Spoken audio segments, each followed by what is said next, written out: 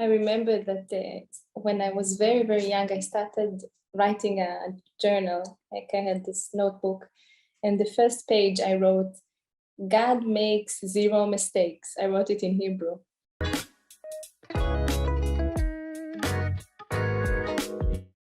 And then it's something that accompanied me along my life. And I feel like it's a belief that if one can get stronger in that, to be able to see that and truly just know it in the heart, it really helps through life and everything that life brings to us. Just knowing that there is zero mistakes. How old were you? Yeah, I was like 14 or 15. Wow.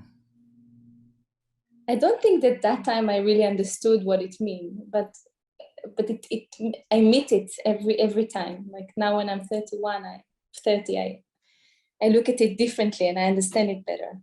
But I also see that this is something that really we miss as human beings. We fall short all the time, every day, on all subjects. We always just think this is wrong, this is right, this should be otherwise.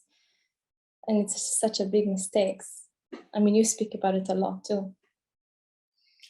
I think the biggest problem for people is they can't really believe completely that God cares. Why? Because why would he care?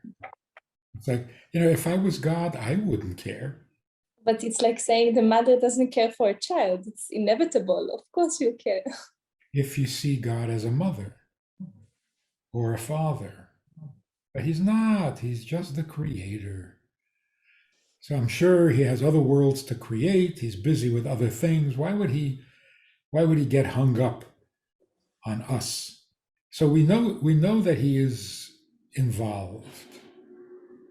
But every day, every minute of the day, we're not so sure. Of course, when there's an emergency, of course we turn to him. And if something bad happens, of course we blame him. But then we're not sure. Yeah, it's a contradiction. It's all his fault, but I'm not sure he cares. No. If he doesn't care, then why do you think he caused it?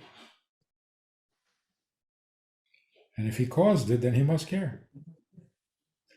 In other words, if it's important enough for him to be involved, then obviously he cares. In fact, just like everything else with God, if there's something you care very deeply about, I mean really deeply, that is nothing compared to how much he cares. Because he does everything infinite. If he cares infinitely. Not less than us, much more than us. So we're shocked and horrified by dropping bombs on a hospital, which just happened in Ukraine. We're horrified. We're how much more is God horrified? Not less, much more. Lo Tirtzach was his idea, not mine. So we have to talk about that because every religion teaches that God really doesn't care. I mean, why should he? Yeah, he loves you because he's a very nice guy, but if you don't love him back and you don't care, he doesn't care either. It is not the God of Israel. Yeah, you were just saying Al Tirtzach, and the first one is Ani Elohe Elohecha. I am your God. I'm yours. If we could just leave that, and it says everything, If I'm yours and you are mine, then what's more than that? What else there is to add? Nothing. Nothing, like you say, nothing. Yeah, I am yours. It's the most powerful thing. If one contemplates it deeply, powerful. I mean, and, you know, I did part of my yoga training, teacher training was a 7 day silent retreat.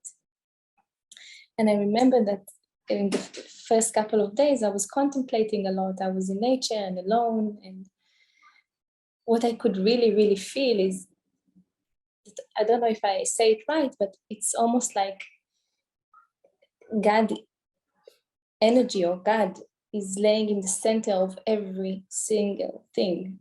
He's alive in the center of everything. That's something that I could just see and feel and know in my heart to be true. Everything.